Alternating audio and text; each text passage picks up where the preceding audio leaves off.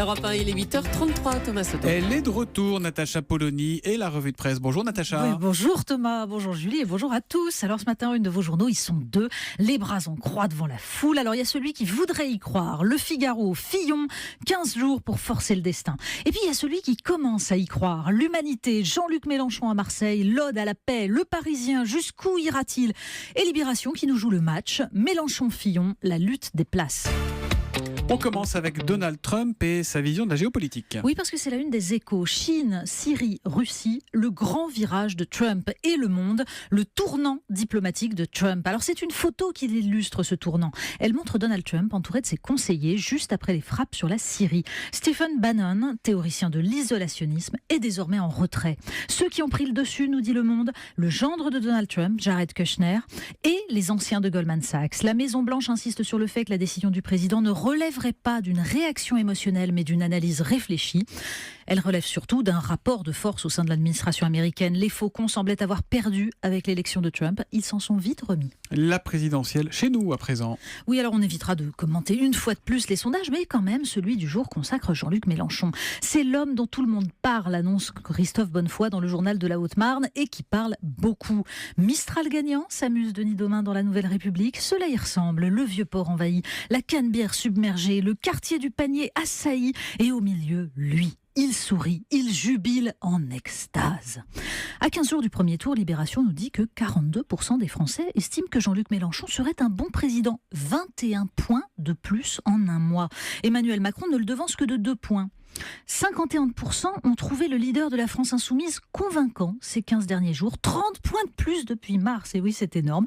Et 70% des sondés estiment que François Fillon, lui, serait discrédité par les affaires. Bref, comme l'écrit Pascal Coquille dans les dernières nouvelles d'Alsace, si personne ne peut dire aujourd'hui avec certitude qui, de Le Pen ou de Macron, de Fillon ou de Mélenchon, est certain d'être au deuxième tour, il est évident qu'il y aura une profonde recomposition, pour ne pas parler de refondation. Les deux grands partis qui ont fait la France ces 60 dernières années risquent de s'effondrer, comme d'autres avant eux en Europe. Un problème que l'on devrait regarder de plus près, c'est celui de l'océan de plastique. Exactement. Libération nous présente un catamaran, 35 mètres, alimenté par énergie renouvelable, qui doit mesurer la présence de plastique dans les mers. Hélas, il est totalement utopique et économiquement non viable d'imaginer nettoyer les océans en y récoltant les déchets. Il faut prendre le problème à la source. Alors que la consommation de plastique continue à augmenter dans l'Union européenne, moins de 30% de ces déchets sont recyclés.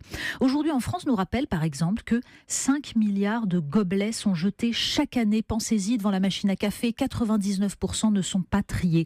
Alors une entreprise de Gennevilliers vient d'inventer la récupération de gobelets plastiques pour fabriquer des prothèses en impression 3D. Mais encore faut-il récupérer les gobelets. 5 milliards de gobelets chaque année en France, oui. C'est incroyable. Hein. Du bleu et du rose à présent, c'est pas de la politique. Non, ça c'est aujourd'hui en France aussi qui nous raconte qu'une petite fille vient d'écrire au patron de Gap pour se plaindre de ne trouver dans les rayons que des t-shirts roses avec des princesses et des trucs comme ça, dit-elle. Les enfants en fait sont utilisés comme prescripteurs et du coup, quand les parents les laissent choisir leurs vêtements, ils vont vers les princesses roses et les super-héros bleus.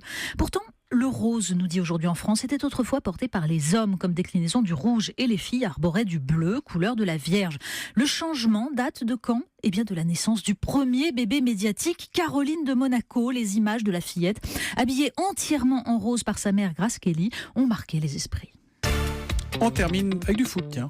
Oui, parce que les supporters... Vous avez changé pendant les vacances, vous. Non, les supporters, c'est beau, ce sont des poètes tragiques.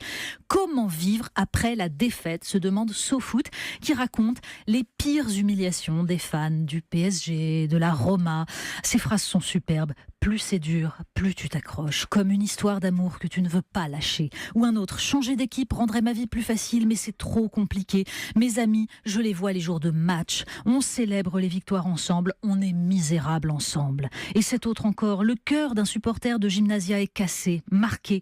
Et cependant, il brûle comme un combustible qui ne s'éteint jamais. On mourra triste, mais avec l'espoir d'être champion un jour. On dirait de la politique. Incroyable. Merci beaucoup Natacha Polony qui enlève ses crampons mais qui reviendra demain sur le terrain de la revue de presse à 8h30 sur Europe 1. À demain. À demain. Europe 1, 8h37. Dans un instant, qu'est-ce que vous regardez dans le dictionnaire vous ? Je cherche un truc. Ah d'accord, bon, vous me direz plus tard. Dans un instant, c'est Nicolas Cantou, la revue de presse.